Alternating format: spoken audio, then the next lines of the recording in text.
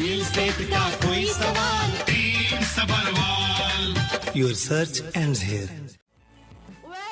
Finally वो time आ ही गया real estate से रिलेटेड कोई सवाल। पीके सवाल जी हमारे साथ जुड़ चुके हैं।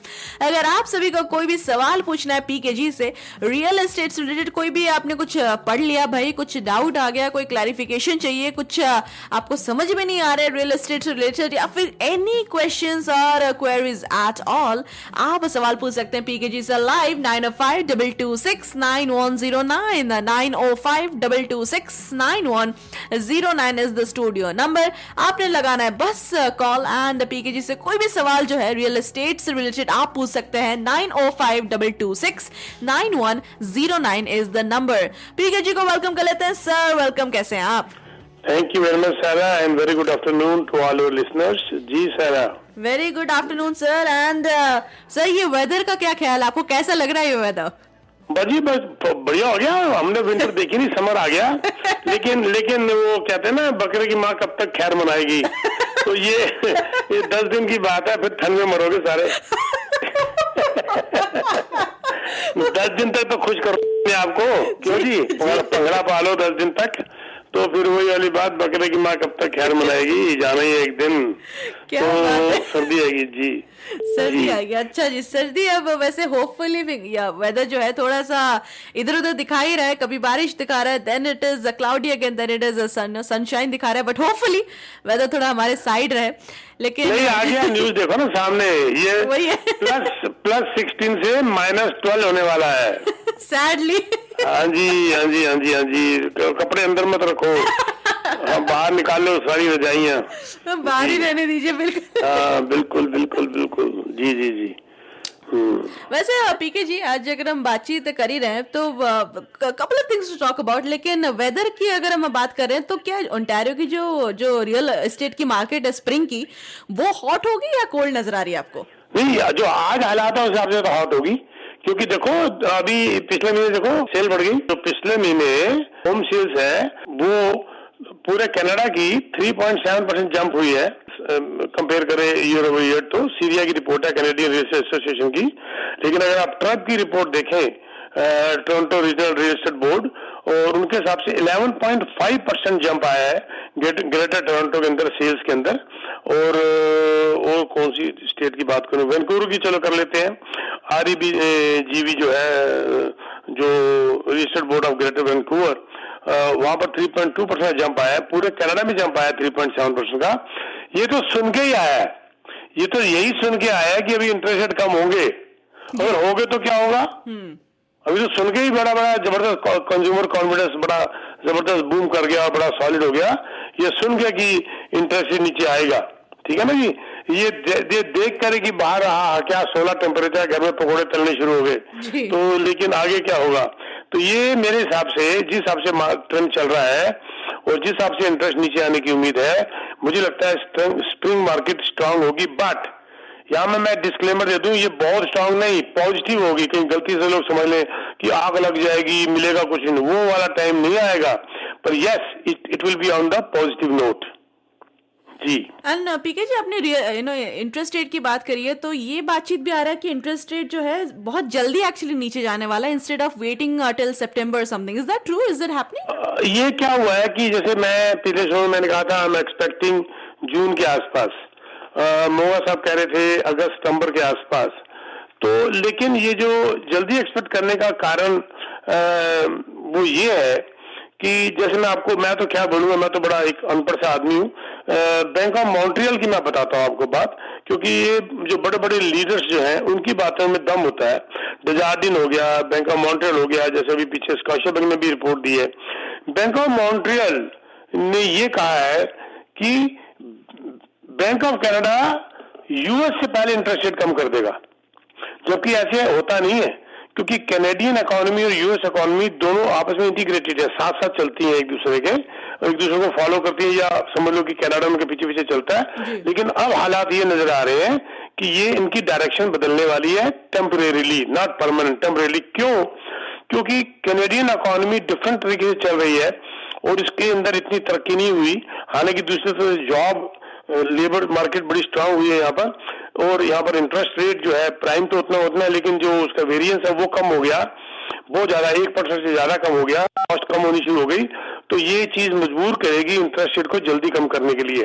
दूसरी तरफ से यूएस इकोनॉमी जो है वो स्ट्रांग चल रही है, वहां पर बल्कि इन्फ्लेशन बढ़ गया, अभी वहां की मॉर्गेज रेट भी बढ़ गया, तो उनको मुझे लगता है कि उनको टाइम लगेगा अभी इंटरेस्ट रेट कम करने में।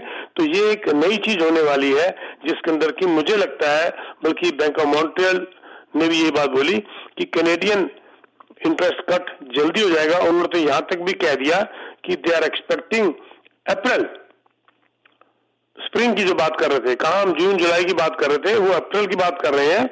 ये तो छोड़ दो, डेजार्डिन इससे भी एक कदम आगे बढ़ गया।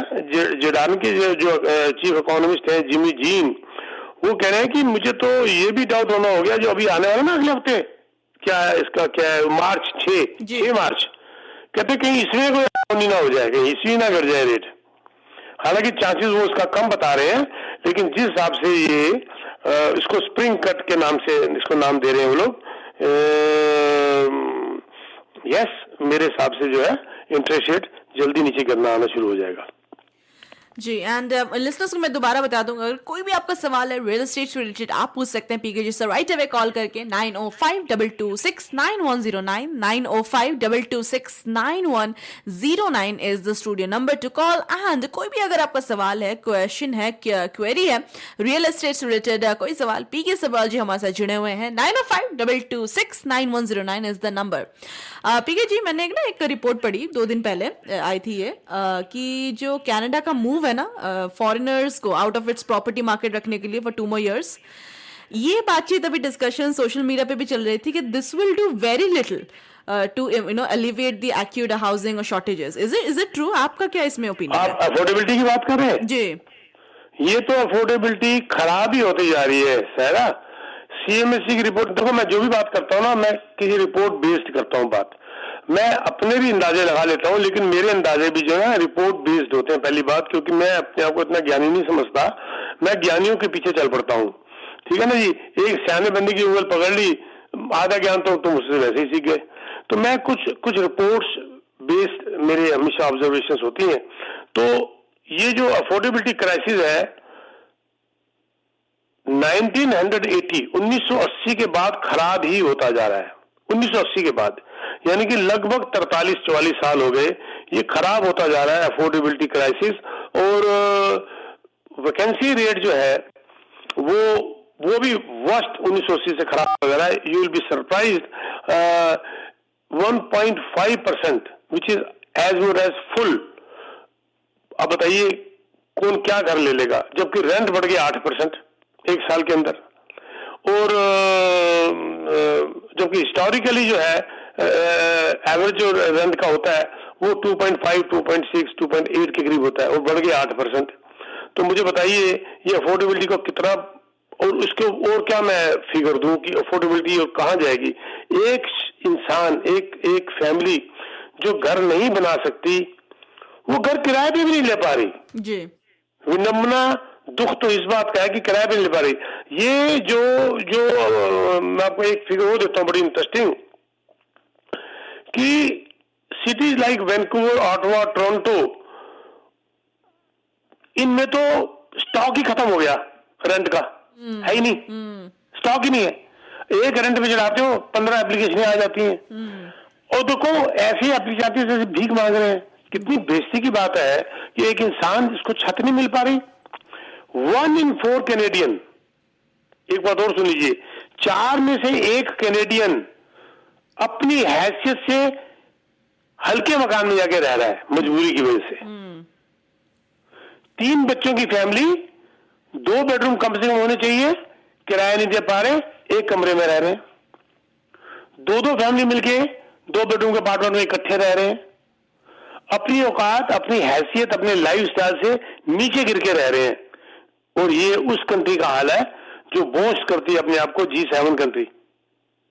ये हाल है उस कंट्री के अंदर, दिखावा, सिर्फ एक देखो ये चीज जो है अफोर्डेबिलिटी वाली बात, और जल्दी नजर आती भी मेरे को नहीं आ रही ठीक, जल्दी मेरे को ठीक होती नजर नहीं आ रही इस वक्त, क्योंकि हाउसिंग स्टार्ट ही बहुत कम है। घाटी और बनेंगे, आबादी बढ़ती जा रही है, इमिग्रेंट्स आते जा रहे हैं, हालांकि कम हो रहे हैं, तो ये घर कहां से पूरे होंगे? मुझे और ऊपर से अगर है भी तो लोग अफोर्ड नहीं कर पा रहे। 1.5 लाख की इनकम करने वाला 7-7.5 लाख से ऊपर घर ले ही नहीं सकता, और 7-7 लाख में बताओ कौन सा घर है, किसके पास है? तो ये बातें तो बहुत गलत, आपने एक जख्म लगा दिया ये बात बोल के। सारा आपने मूड खराब कर दिया। अफोर्डेबिलिटी, देखो आपने न्यूज सुनी थी ना पीछे जी जी, एक घर के अंदर से 28 बच्चे निकले थे, रहते थे इकट्ठे स्टूडेंट। हाँ जी, हाँ जी, जी जी जी जी, 28। 1.5 बकरियां भी नहीं रहती इतनी। तो वो बच्चों का क्या कसूर मुझे बता दो, जो पढ़ने आए इंटरनेशनल, उन बच्चों का कसूर है? कौन चाहेगा कि एक घर के अंदर 28 बच्चे रहे इकट्ठे? कोई नहीं चाहेगा ना। जी जी, मजबूरी है ना ये, जबरदस्त, बहुत बड़ी जी, बहुत बड़ी मजबूरी है ये। और कोई नहीं चाहता कि वो ऐसी गरीबी में रहे, इस हालात में रहे।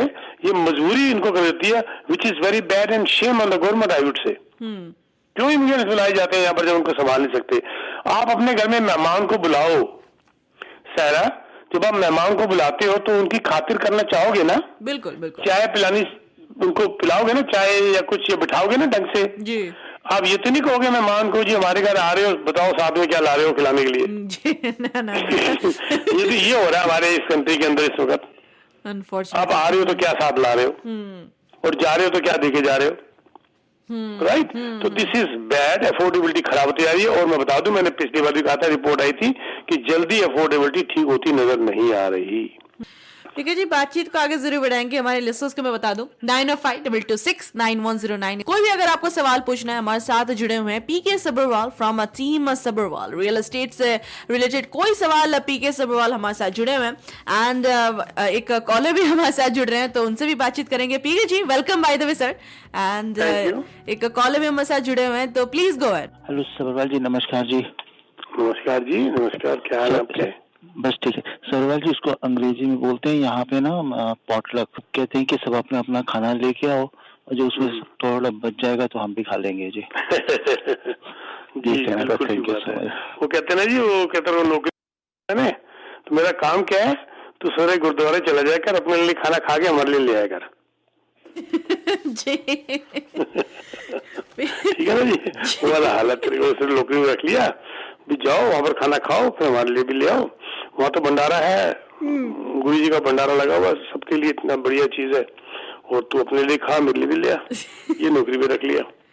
बस पीके जी, कंसिडरिंग इमिग्रेशन की आपने बात लास्ट छिड़ी थी, लेकिन ये भी बात आ रहा है कि इमिग्रेशन जो है अभी उसका इम्पैक्ट कैसे पड़ेगा? क्योंकि इमिग्रेशन खार पे आ रहा है कि कम पड़ रहा है, लोग छोड़ के जा रहे हैं, दे आर लीविंग, एंड बहुत अच्छा हो रहा है। तो इसका इम्पैक्ट रियल एस्टेट पे किस तरीके से पड़ रहा है? क्यों नहीं होगा, मुझे बता दो, क्यों नहीं होगा? वो एक छोटा सा जोक सुनाऊं आपको? हाँ जी प्लीज। अच्छा, एक ना एड आ रही थी, जिसे कहते हैं नरक की एड आ रही थी, जबरदस्त। ओके। कि नरक में क्या हो रहा है, ओहो वहां पर गाने बजाने चल रहे हैं, अयाशी हो रही है, बड़े बड़े खाने लगे हुए हैं, और बड़े जिसे कहते हैं मौज मस्ती कर रहे हैं, ये नरक। कहता है कमाल है। वो बंदे ने पाप करना शुरू कर दिया और नरक में भाग गया। वहां जाते ही उसको कोड़े पड़ने शुरू हो गए, गरम कढ़ाई में उसको डाला, उसको जलाना शुरू कर दिया।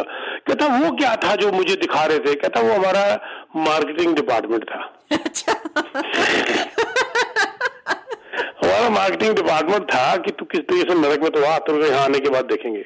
तो मुझे तो कई बार ये जोक याद आ जाता है कि ये सरकार जो है ना, इतने बड़े बड़े ख्याली पिलाओ, सुंदर कंट्री, सुंदर ये इनकम और हाई स्टैंडर्ड लिविंग, इस धोखे में बच्चे वहां से आ जाते हैं, और यहाँ पर आके बेचारे जिसे कहते हैं एक किस्म से जानवरों की तरह से फंस गए। जॉब नहीं, कुछ नहीं, लोएस्ट इनकम के ऊपर लगे हुए हैं, और एम्प्लॉयर भी जब ज्यादा हो गए तो एक्सप्लॉइट कर रहा है, उनको दे नहीं पा रहा या दे नहीं रहा, या 20 घंटे की जॉब, उनकी सैलरी नहीं पूरी हो रही, रेंट इतना ज्यादा बढ़ गया, तो परेशानी में आ गए। इन चीजों ने मजबूर कर दिया, एक तो परमानेंट रेजिडेंट कम आने शुरू हो गए, और एक स्टूडेंट्स ज्यादा वापस जाने शुरू हो गए। मतलब अब मुझे बताओ 73% ड्रॉप हो गया एप्लीकेशन के अंदर। सारा कोई कम नहीं है, 73% ड्रॉप हुआ है दिसंबर के अंदर एप्लीकेंट्स का। ह्यूज ह्यूज ह्यूज 16,400 एप्लीकेशनें सिर्फ रह गई। और एक और बात इसके ऊपर, ये ड्रॉप तीसरे महीने लगातार है। दिसंबर में 73 जो रिकॉर्ड टूट गया, और उसके बाद नवंबर में 30% ड्रॉप हुआ, और उससे पहले अक्टूबर में 25%, यानी पहले 25% ड्रॉप, फिर नवंबर में 30% ड्रॉप, दिसंबर में 73% ड्रॉप। और ये ड्रॉप भी एब्रप्ट हुआ है, धीरे धीरे नहीं हुआ। देखिए 23 के अंदर, हालांकि मैंने अक्टूबर नवंबर दिसंबर काउंट कर दिया, उसके बाद भी ये 10% ग्रो हुआ था। 3,17,400 के करीब समथिंग ये था, जो कि घट के इतना रह गया।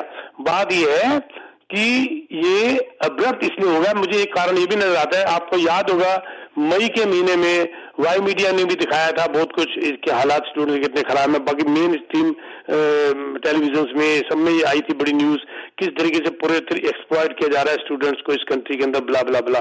आपने भी शायद वो न्यूज देखी होगी, आप तो खुद ही मीडिया ग्रुप से हैं। तो उसके बाद ही ये जब खबर आग की तरह फैलती है पूरी दुनिया में, तो पेरेंट्स ने भी सोचा होगा भी ये तो बड़ी गलत है, हम तो नहीं भेजेंगे अपने बच्चे को। हाँ, ये भी बहुत बड़ी एक बात हो सकती है। और ये ड्रॉप एक किस्म से अच्छा भी है और एक किस्म से गलत। अच्छा, एक बात और बता दूं, ये ड्रॉप इसलिए नहीं है कि रिसेंटली जो हमारा कैनेडियन गवर्नमेंट और इंडियन गवर्नमेंट का जो थोड़ा सा टेंशन चल रही थी, ये वो नहीं है कि एक ही कंट्री, ये सारी कंट्रीज का मिला के ड्रॉप हुआ है। या तुम कहना जी लो जी इंडिया के साथ टेंशन हो गई तो चलो जी वहां से आने बंद हो गए, नो, ये सारी 2 या 3 कंट्री छोड़कर, शायद उसके अंदर उज्बेकिस्तान है, शायद मुझे लगता है 1 आध 2 कंट्री हो रहा है, इनको छोड़कर बाकी जो है कंट्रीज के अंदर सबके अंदर ड्रॉप आया है ये। और ये ड्रॉप छोटा मोटा नहीं है, यानी कि हम अपनी बेइज्जती खुद करा रहे हैं। अंडर माइक्रोस्कोप जिसको कह लो, जब लोगों ने देखना शुरू किया तो नहीं भाई यहाँ तो कुछ नहीं है। पहले भी होता था, लोग इस कंट्री में आते थे और आने के 2-4-6 महीने देखते थे, नहीं भी नहीं, दूर से पहाड़ सुहाने लग रहे, चले जाते थे। लेकिन अब तो बहुत जबरदस्त हो गया, जॉब नहीं है, मुश्किल है। और यहाँ पर जॉब है भी तो कौन सी रहेगी, ऊबर रहेगी, रेस्टोरेंट रह गया, या कॉल सेंटर रह गया, छोटे मोटे जॉब रहेगी, बाकी तो सारा बड़े बड़े कॉर्पोरेट्स ने अपने हाथ में ले लिया। आपने जाके अमेजोन के अंदर जाके नौकरी कर ली, वो अपना पैकिंग में लग गए, जॉब थोड़ा ना हुई है किसी किस्म की। तो बस यही है यहाँ पर। तो इस चीजों ने जो है ये रिवर्स शुरू हो गया एक्शन, जो कि होना ही था। होना ही था जी। पीके जी, एक्चुअली एक like I have a friend of mine, ठीक है, वो भी आपके शो सुनती है। So she is also like a recent immigrant, वो आई थी, तो उसने मुझे कहा था कि एक सवाल जरूर पीके जी से पूछना, मुझे बता दो। तो she was reading up about the जो कॉन्डो मार्केट है, ठीक है, तो कॉन्डो मार्केट के बारे में पढ़ रही थी GTHM में, जो कि ग्रेटर टोरंटो एरिया में। तो वहां पे उसने लिखा कि उसमें भी ड्रामेटिक चेंजेस हो रहे हैं। तो she wants you to confirm कि जो कॉन्डो मार्केट है, is it possible as immigrants right now in current stages to even think of entering the condo market and buying anything of that right now? तो महंगा तो सब कुछ होता जा रहा है, पर कॉन्डो आज भी आपको 4 लाख के भी मिल जाते हैं, कम से कम ले तो पाते हो आप। पर वो स्टैंडर्ड जैसे होता है ना, मोटल, होटल, फिर 2 स्टार, 3 स्टार, 5 स्टार, 7 स्टार, तो उसी हिसाब से आप कॉन्डो को करो तो आपको मोटल टाइप कॉन्डो जो है वो मिल जाते हैं आज भी सस्ते, पर फिर भी वो तो खरीदे जा सकते हैं, लेकिन उसके लिए भी इनकम चाहिए। देखो अगर आपको 4 लाख का भी कोई लेके दे देते हैं तो आप सुन के हंसोगे मेरी बात, आपकी इनकम 90,000 होनी चाहिए। बताओ कैसे ले लोगे? ठीक है ना। तो ये जो देखो, फिर करप्शन वगैरह भी यहीं से स्टार्ट होती है। जब एक बच्चा ले नहीं पा रहा तो क्या होगा, फिर करप्शन की तरफ चले जाते हैं, फिर ड्रग की तरफ चले जाते हैं, कुछ इनकम की तरफ रॉन्ग तरीके से इनकम शुरू कर देते हैं। ठीक है ना। पीछे मैं अभी पढ़ रहा था न्यूज कि कनाडा के अंदर और अलग यूरोपियन कंट्री के अंदर ये टर्म ही, चलो रेडियो पर बोलना क्या, मैंने सवेरे ही बात की थी, ये शुगर डैडी शुगर मदर ये वाली कहानियां शुरू हो चुकी हैं। हाँ जी। यू नो अब जब इनको कोई कर ही नहीं पा रहा तो रीसों को पकड़ लेते हैं, और रीसों ने इनको 2-4 हजार इनको देना शुरू कर दिया, इनके खर्चा पूरा कर दिया, तो अपनी सेटिस्फेक्शन कर ली। वो कहते हैं जी मॉडर्न जमाना, इसमें कोई बुराई है ही नहीं। तो अब ये चीजें शुरू होगी, करप्शन यहीं से स्टार्ट हो गई। बच्चे कहते हैं जी कोई फर्क वाली बात ही नहीं पड़ती हमारे को। तो बात यह है कि ये चीजें गलत है ना जो कुछ हो रहा है। वहीं पर बैठो ना अपनी कंट्री में, वहां पर तरक्की करने की कोशिश करो, या जैसे मेरे कुछ बहुत बड़े इन्वेस्टर्स हैं, बहुत बड़े, मतलब कि छोटी मोटी दे आर इंडस्ट्रियलिस्ट, उन्होंने बच्चे को भेजा है। यहाँ भेजने के बाद उन्होंने सीधा उस बच्चे को यहाँ भेज के सीधा उन्होंने पहले तो 1.5 मिलियन का कॉन्डो खरीद लिया। एक 1.5 मिलियन कॉन्डो पर एक सिंगल बच्चा बैठा हुआ है, सारा खर्चा उसका आ जाता है पढ़ाई के लिए, कार लेके दे दी उसको। वो बात अलग है, वो बात अलग है उनका स्टैंडर्ड। मैंने भी किसी बच्चे को, आज तो ही इस बात को 3 साल हो गए, हांगकांग से आया था बच्चा एक इंडस्ट्रिस्ट का जी 3 साल पहले $5,800 का मैंने रेंट पे उसको अपार्टमेंट लेके दिया डाउनटाउन में। ओह 5,800 इंटरेस्टिंग 3 साल पहले। अब उनसे तो ना मुकाबला कर सकेंगे ये बच्चे जो छोटे छोटे गांव से आए हैं, छोटी छोटी एजुकेशन लेके आए हैं और एक सपना लेकर आए हैं कि यहाँ पर वो कमाई करेंगे, जी। तो खुद ही नहीं जी पा रहे बेचारे। उस सपने में मैं भी हूँ सपने में आती है बच्चे, पर आप मेहनत कर रही हो, सब मेहनत करते हैं, और आप जिस हिसाब से आगे आप नॉलेज अपनी बढ़ा रहे हो, जिस हिसाब से आप होस्ट हो, आज जो आप तरक्की करोगे, मैंने आपको उस दिन भी कहा था, तो टाइम लगेगा, थोड़ा वक्त की इंतजार करो, साथ में वक्त के इंतजार के साथ साथ थोड़ा सा मेहनत, ये तो फिर अपने आप ही फिर आपको टाइम आएगा, जल्दबाजी मत करो। मैंने एक पहले भी आपको कहा था, ये पैसा जो है, मैं आपको दोबारा कह देता हूँ, ये है कुत्ते की पूंछल। जी सच है बताया ना, कुत्ते की पूंछल। जब कुत्ता अपनी पूंछों को पकड़ने की कोशिश करता है ना, गोल गोल घूमता है, वो नहीं पकड़ पाता। जी और जैसे ही वो उसको छोड़ के चल पड़ता तो पूंछल फिर साथ चलनी शुरू कर देती है।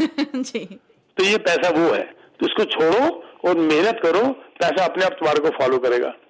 बोलते ना, एक्सीलेंस के पीछे भागो, सक्सेस झक मार के पीछे भागेगा बिल्कुल ठीक बात है। ठीक, एक बात और है, मैं आपको इसके ऊपर एक छोटी सी और बात बताता हूँ, एक कहावत मेरे को कभी बात करते करते याद आ जाती है जी।